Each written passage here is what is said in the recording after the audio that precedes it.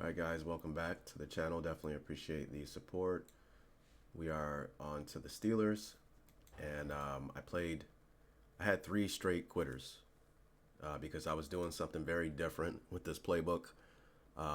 This is a scheme that I've always wanted to build around, and it's the personnel grouping of 3 tight ends and a receiver. Okay, and I can't find the playbook in the game to me that allows for the ability to really build a scheme like that until I use this playbook. So here I'm running duo, and I guess he was so irritated, he was just like, I'm done.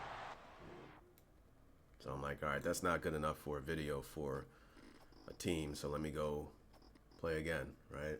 So we're gonna go again.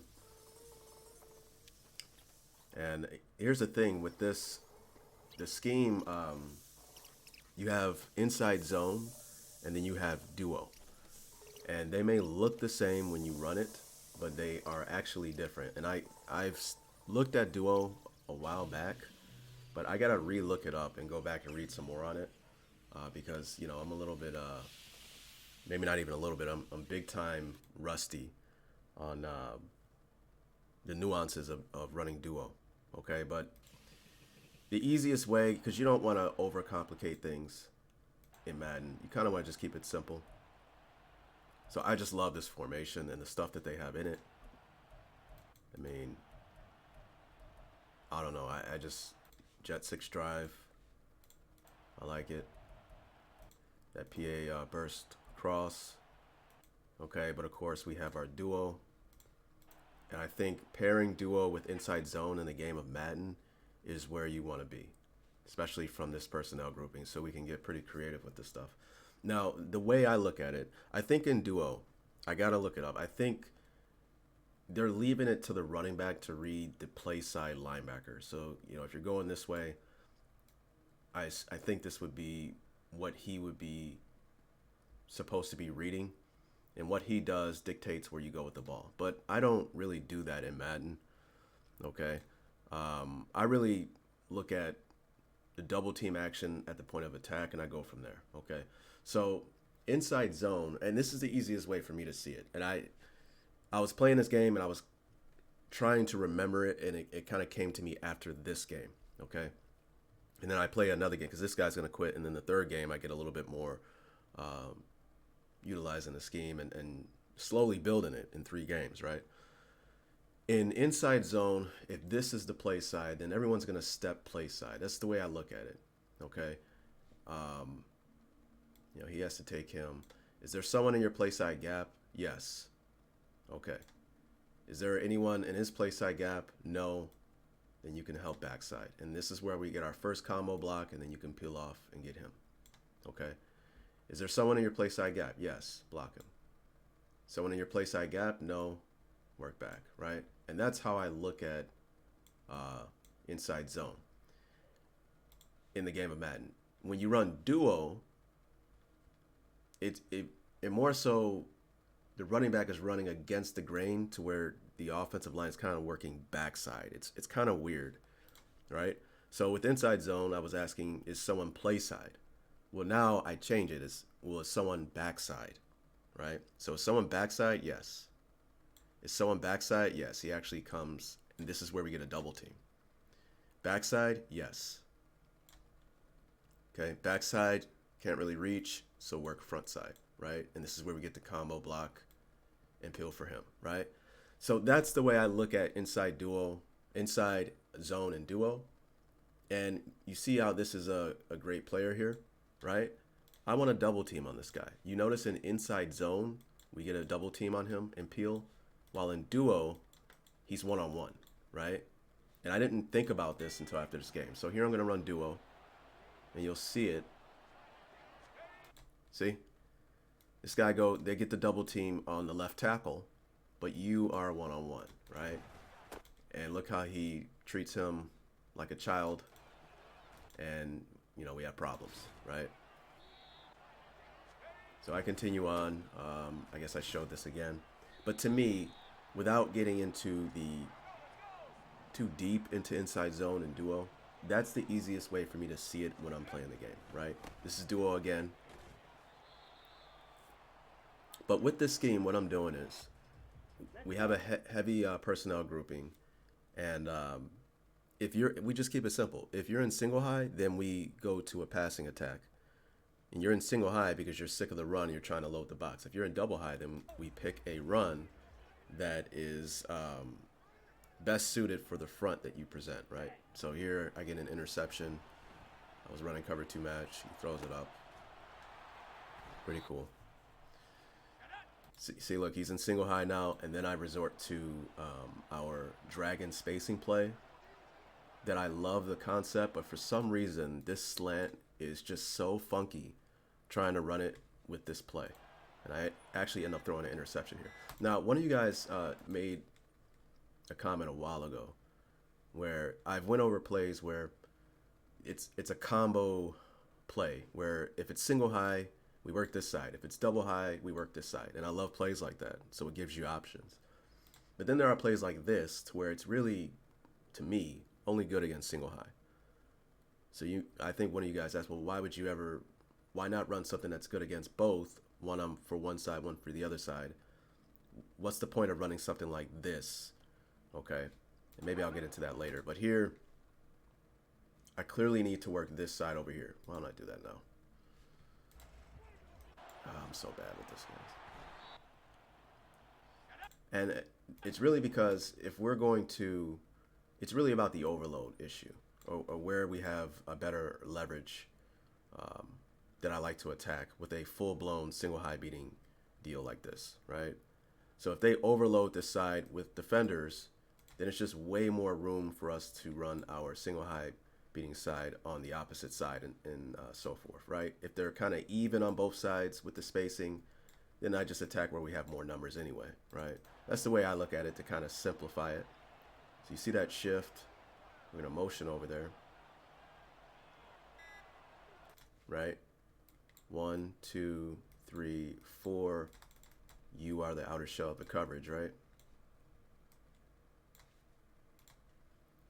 Okay. 2 against 2, but 3 against 2, right? So clearly I should work.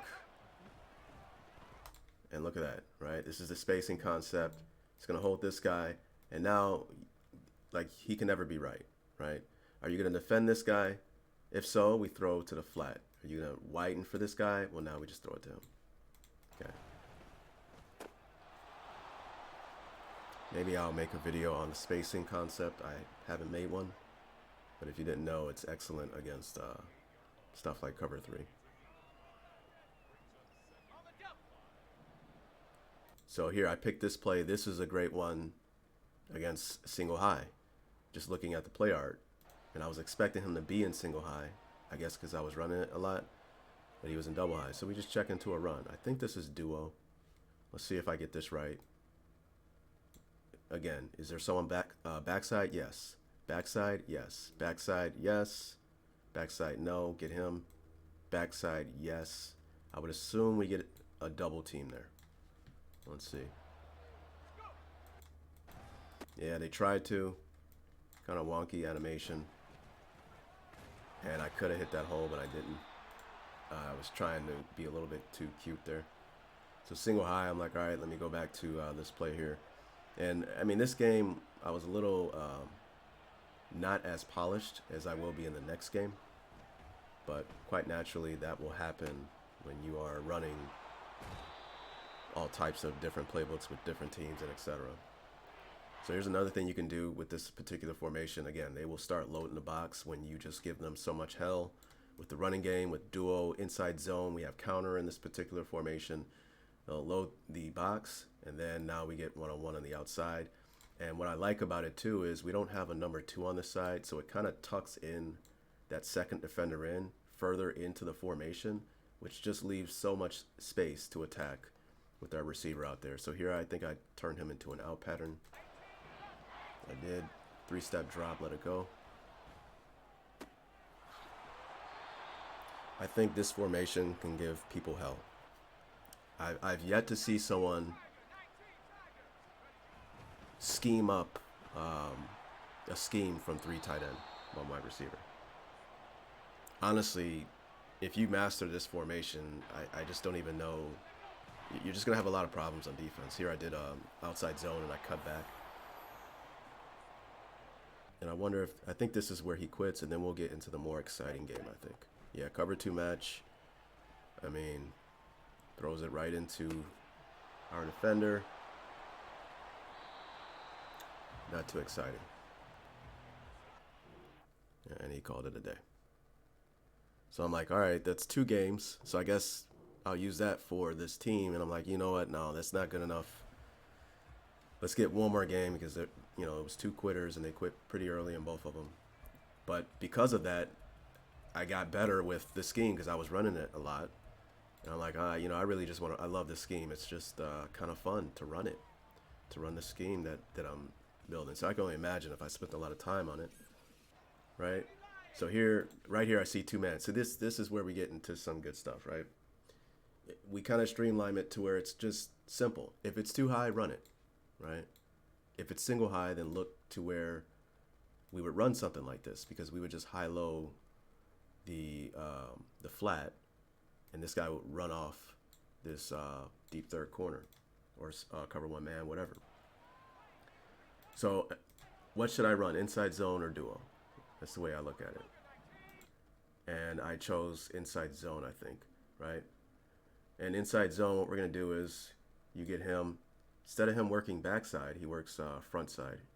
Well, no, it's a little different because we're running this way. I can't remember what happened. Is this duo or inside zone? It is inside zone. We get a double team on the best player on the defensive line here, and that's what I want. If I would have ran duo, play side this way, this guy would have double teamed for this guy, and we would have one-on-one there, right? So I kind of base what I'm doing off of this player because I want to double team on him in every play, right? Should peel off and get him. Did it kind of late, but we get 6 yards there, and he's in 2 man in nickel, right? That's a problem for him in personnel wise because you have 5 DBs, right? And one of those DBs are actually 1, 2, 3.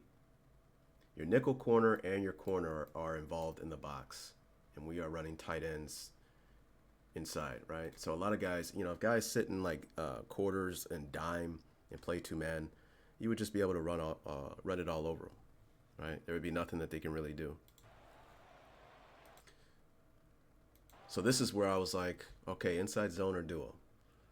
And here I'm like, you know what, duo. And I just work from this side. Is someone backside? Yes. Someone backside? Yes. So we should get a double team here. Is someone backside? No. Then he works front side. Is someone backside? Yes. Now we get a double team. We get 2. Duo, you really get, I think theoretically they're trying to get as many double teams at the point of attack as possible. And then you're reading the play side backer. I leave that play side backer stuff out of it for now. I just really keep it simple to where I know where the double teams are and I know where we should peel off. I think theoretically they would read, the back would read this guy. I don't know. I have to go back and look up duo. But I want the double team on that guy, right? So I go duo. And look at that. We get 2 double teams. And they are just going to punish this guy to hell, right? And this guy wraps over. Maybe quite naturally I am doing, I'm naturally cutting back to where this guy leaves, but I think that's what duo is all about. If the play side backer comes into the gap, then he works outside. But if he plays and spills over, then you're supposed to cut it right up. I got to go back and read it. So I cut back, and we get a nice game. I really think if you implemented no huddle with this, I would keep this personnel on the field and just continue to punish them with that, right? And then eventually what they'll do is they'll either call a timeout or they will, turn into a blitz. And that is where you want to have a play to where, okay, now we can attack one-on-one on the outside because you're man-to-man with no help. There's a lot of different things you can do. So he's in 2 man again, two high safeties, so let's run it again. Where can we get a double team with this guy? Well, we could run duo again. right?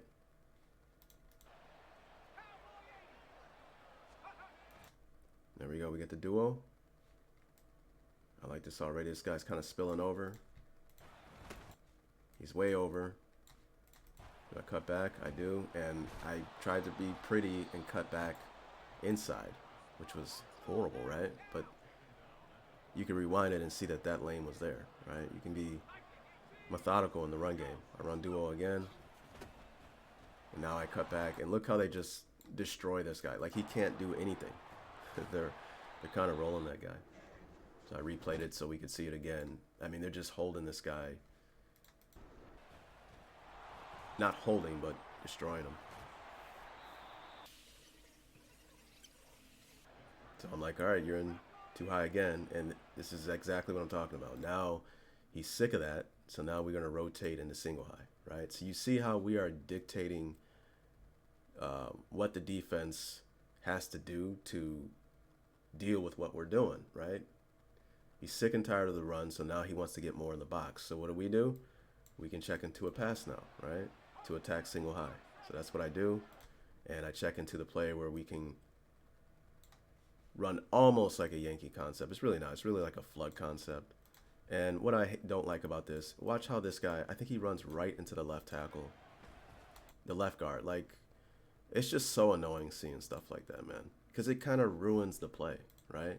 We don't get a guy into the flat to properly high-low the flat defender, right? He gets there kind of late. So that's really annoying. So we go ahead and lap it up.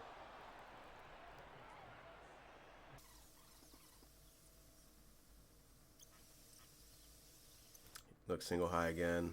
I just had to go to the out route. Yeah, I think I threw an interception here. And again, it's just something with this dragon concept. I think he runs into this guy. And he does. So I'm throwing it, expecting you to run into the ball. But he gets slowed up because this guy runs right into them, right? And he gets an interception. So that's kind of like annoying. So that's something I would have to practice with that particular play in motion to hopefully figure out a way to make it right. This is me playing stress. And he's going to throw an interception.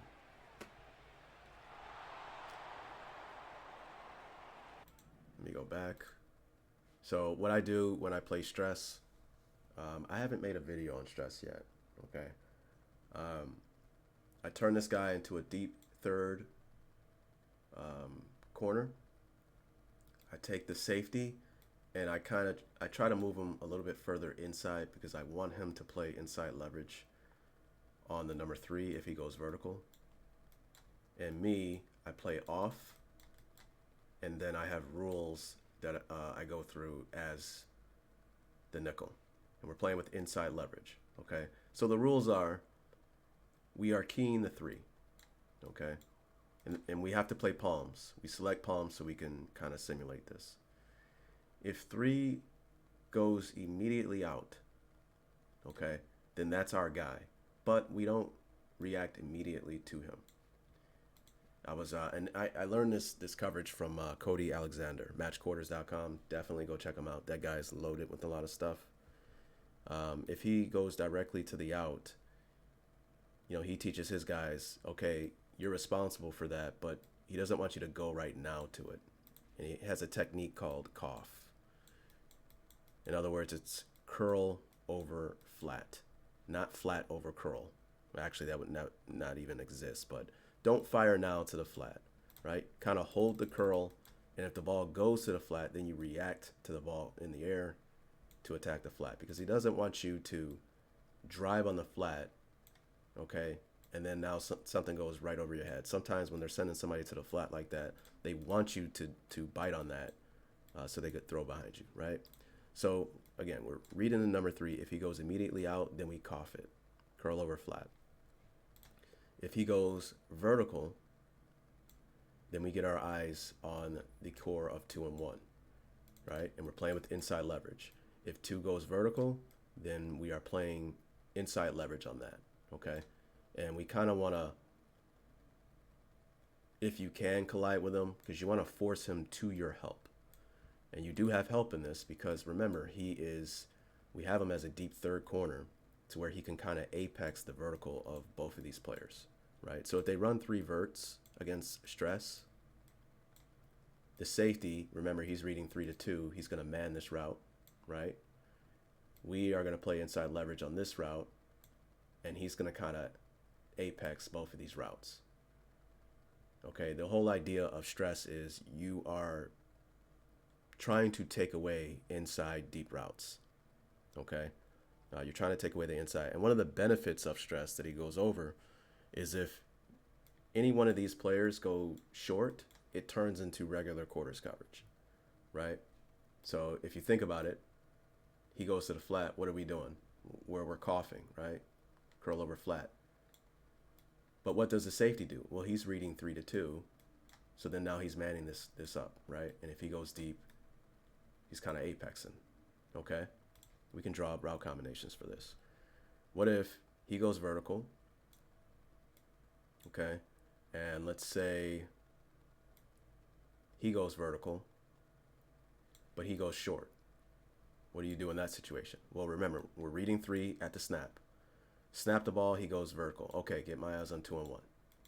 Okay, reading 2 and 1, and if 1 or 2 goes under, that's our guy, right? So 1 goes under, so now we attach to that, knowing that he's a deep third corner and he's going to take this route over the top, right? You see how it turns into like regular quarters coverage if any of the 3 stay underneath, okay? And remember, we always want to play with inside leverage as well. So when he comes in, you know, you can leak off of this guy and drive on that guy, okay?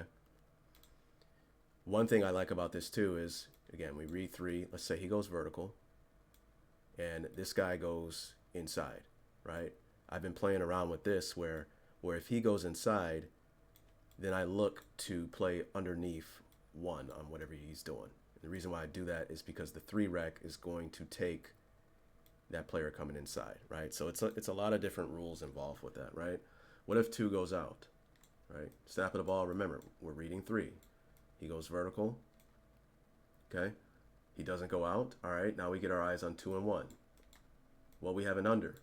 I have the under, he has the over, I take the under, right?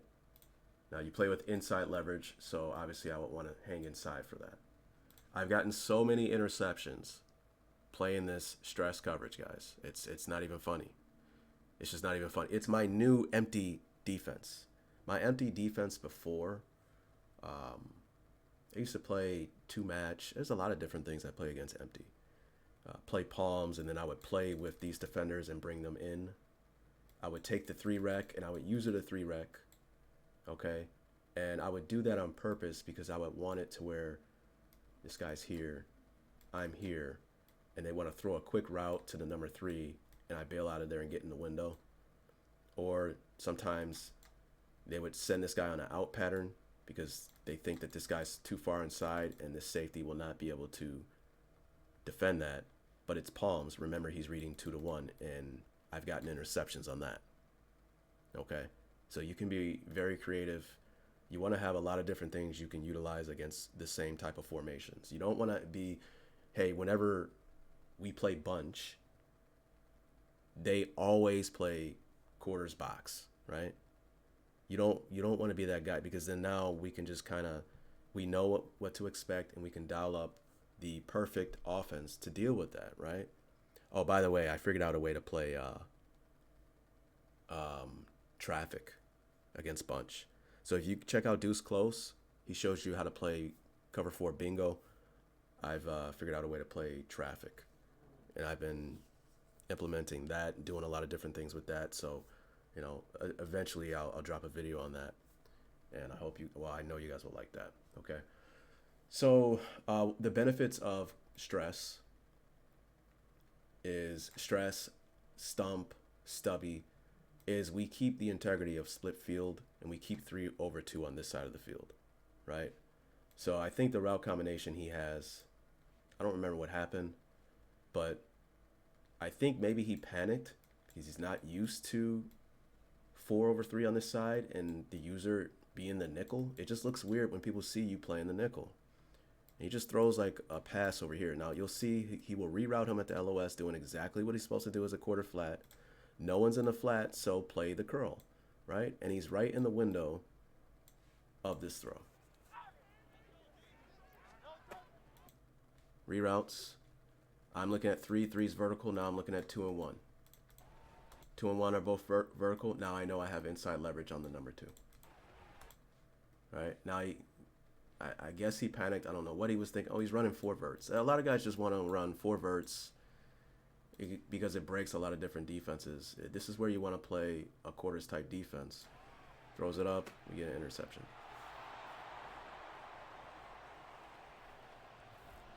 Oh, man, this video might be too long, man. So here, I'm like, let me go to a different formation because I don't want to be just 3 tight ends. It might be too boring for the guys. So I'm like, let me go to a different formation. I went to strong eye. And then we get into this interesting situation where now he's playing cover 0. And the thing is, I don't play a lot of strong eye. So the pass protection is just a little bit different for me. Like the concept is the same, but the game kind of has it to where they kind of block in a way that I'm not used to as far as who's responsible for who. And it kind of threw me off. I want to throw the post. I am a greedy player when I see cover 0. I don't want the drag. I want a big play. Okay, so that's where I want to throw, but we have to be sure in protection. So I was thinking, I assume I'm going to set this guy as the mic so we can get these 3 over here, and then you're big on big, and then you are responsible for that guy, which would make us hot off of this player here. So at the snap of the ball, I could just drift away from that free rusher if he comes, and it would be plenty of time for me to have one-on-one with the post. I don't remember what happened here. Let's see if I do set that mic. Maybe I didn't. Okay, so this is a totally different play. I'm way off here. I went to 7-man protection. I don't know what I'm doing here. Oh, okay, yeah. So that was 3rd and 15. So this is, I X'd out a lot of those parts. I guess because I thought the video would be too long. But it was 3rd and 15, and I needed to get the first down. I didn't even pay attention to the down and distance. So I just checked into 7-man protection, and I wanted a deep curl pattern at the sticks. So that was what that was about. And now I think we get into the explanation I just went over. So yeah, that's what threw me off, if you saw that. Okay.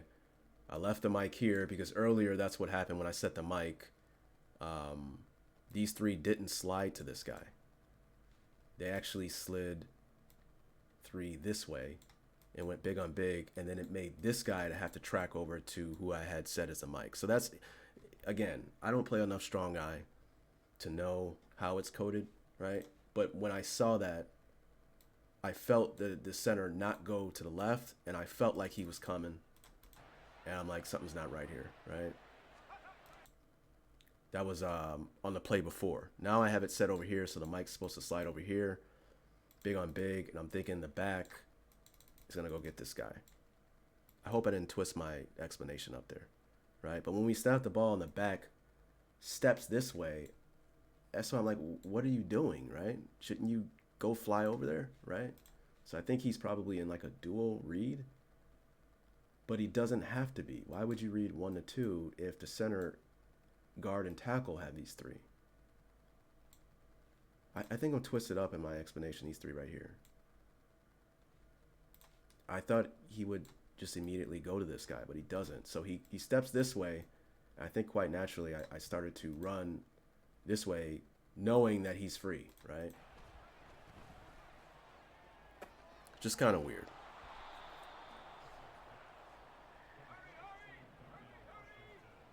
I'm like, dude, I want the post. I can't see that. This is the problem.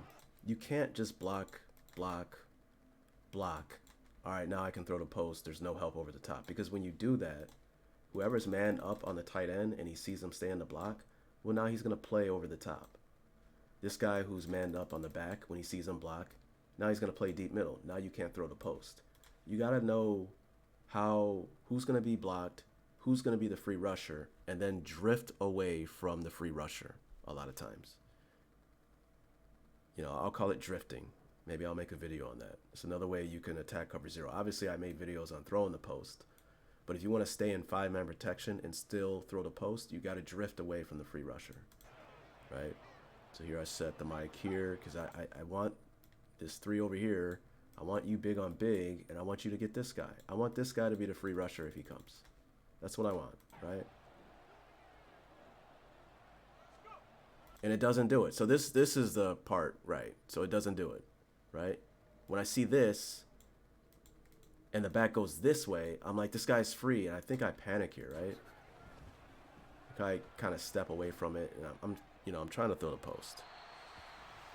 So it is what it is. So I'm like, all right, forget it, man. Let me just go to a different formation. That's something I would have to lab up on the practice field. That's why, you can't just pick up a book and know the pass protections in a particular formation. You kind of got to lab it up first. Me, I'm a spread guy. Like this right here. Like I know what's going to happen here, right? Mike here. We're going to get our slide here. We're going to get big on big, and you are check releasing on this player here. We are good here, and this is cover zero, right? So we are hot off of this defender, but I don't care about that defender because there's just no way he's going to make it before the ball's gone, and he's probably in man-to-man coverage, right?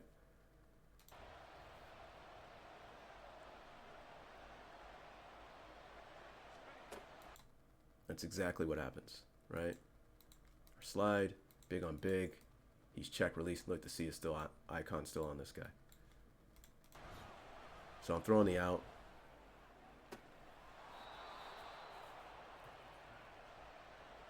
And here I just want run shallow cross. And we get nice play. When I run shallow cross there, I was reading the drag to the in. I think I just read one of the comments you guys said in the air raid concepts. They go high to low. Maybe on a different type of play there. I don't know. Maybe from, well, I'll leave it at that. I don't want to go too deep into different philosophies and all that. We get a pick. So, now I'm like, all right, let me go to some other playbooks because I don't think I have enough good material for the Steelers. But I think I've probably gotten enough information for this video. So maybe we'll just kind of finish this out. And, I mean, this is a good formation. Y off trips. You got 4 strong. A lot of good stuff in here. Deep stick. Looks pretty promising. I just love... Oh, my goodness. That is just sexy right there. That's just too good right there. You're running duo, RPO, glance. I've said it before. That's just too much good stuff in there. I don't know why I didn't run that. I probably didn't see it. I was just going through the playbooks, the plays. I go to a different formation, go to bunch, and I think we'll finish it out on bunch. We'll see some good stuff here. I picked a play knowing he was going to play cover zero. So this is going to be the end of this, where we kind of get into some more pass protection. I'm sorry, man. I just love pass protection. It's so cool. Okay. I pick, so we got 4 strong, right? And I want to throw the post. That's what I want. When I see cover zero, if you ever play me, just know, you play cover zero, I'm going to try to attack the middle of the field deep. Guaranteed, right? So that may put me at a disadvantage if I play one of you guys because you'll lap something up to try to keep the middle closed, right? But just know, I'm trying to attack deep middle. That's why I picked this play. This guy was playing a lot of cover zero. I'm like, look, I'm going to pick something that looks like I can attack deep middle, right? So I like the closed split, reduced split, and now he has more room to the threat of going out. It's just harder to defend as a defensive back. I'm pretty sure if you ask any defensive back, it's harder to defend when you are inside as opposed to being out here. And the reason why is because I can go up, I can go out, I can go in, right? I have so many different ways I can attack you. As opposed to out here, if I'm lined up here, it's just so easier to defend you because now I have the sideline as my help. You have less space to the outside. I can kind of lean inside, and if you run the out, I don't care because there's just not enough space for you to, really get a big play, etc., right? So I like the reduced split for that reason. We leave the threat of going out, but running a deep post from here, I like it. But the problem is pass protection, right? We are only blocking 5. You're playing cover 0, so you are bringing 6. That means someone's going to come scot-free. So how in the hell can we throw the post when someone's going to be coming scot-free hitting the quarterback? This is where we get into drifting. You got to drift away from the free rusher. But how can you drift away from the free rusher? Because it has to be right at the snap. Immediately start drifting, right?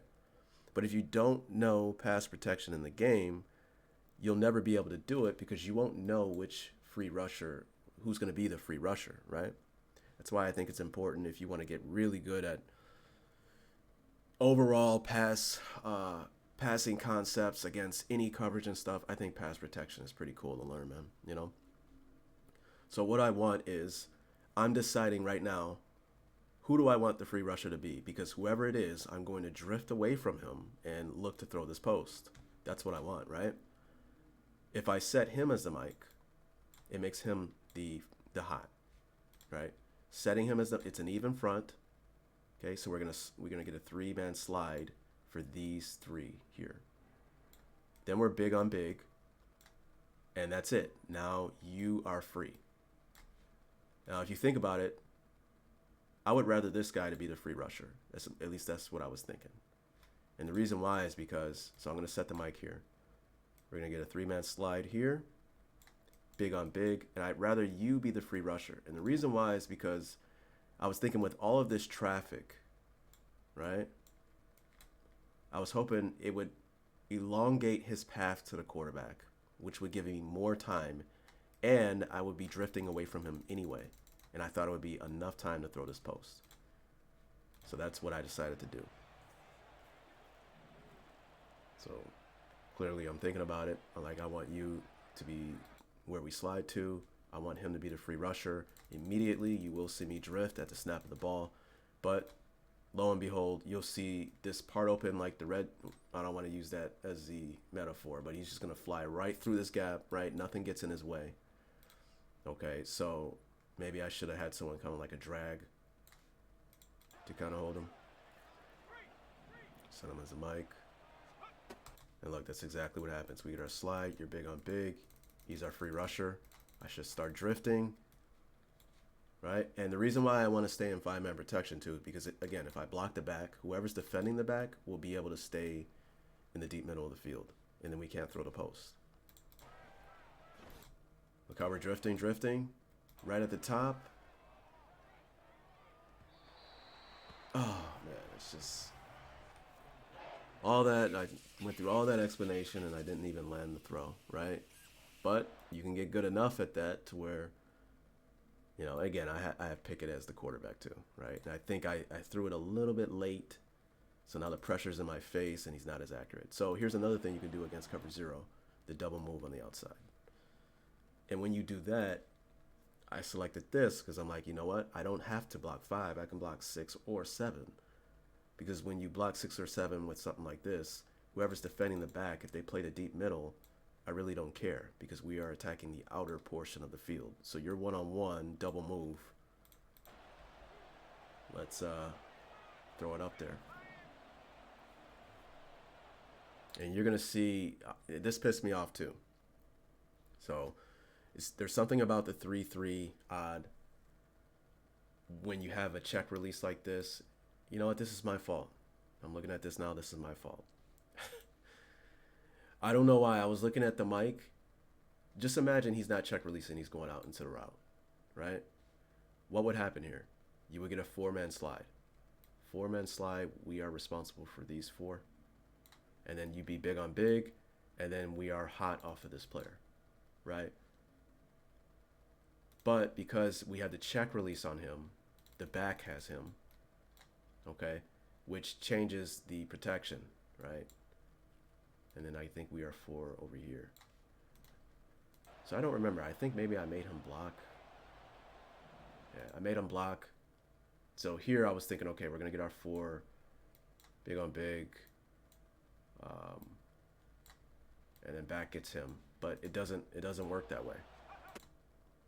When I saw this and this guy, and I'm like, this guy's coming free, right? So they have it to where the back steps this way and then comes back to get this guy, right? So it kind of pissed me off. Look how I pumped and moved out of the way of the pressure, right?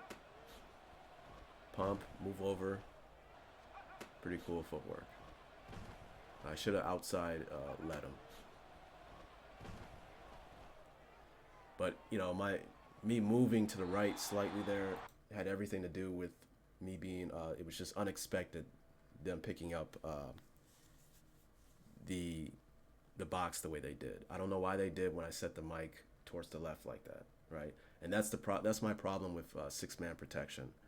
A lot of times when I set the mic, you know, you expect one thing and then they do something else against a particular front, right? I guess 3-3 odd is one of them. So I think I'll leave it at that. I think what happened is I think I kicked a field goal here, went 10-0, and then he threw a pass to try to get points before the end of the half, and then he just quit. He just left the game. So here I'm playing stress again. Probably not a great idea. You know, I'm like, all right, you know, one more half and we'll win. And then he just quits.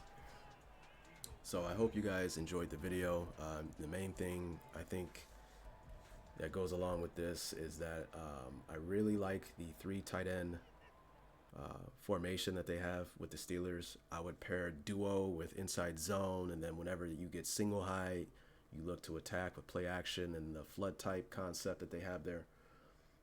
You got spacing, okay, and then I really do like. I really didn't get into a lot of the different formations that they have, but I think the biggest thing from this video was this formation here. I think you should, if you want to build from the Steelers playbook, I think this is where you build it from, at least for me, because I think it's creative and it's something a lot of people won't be used to if you run it. I'll leave it at that. I hope you guys enjoyed, and I hope you keep coming back, man. Peace.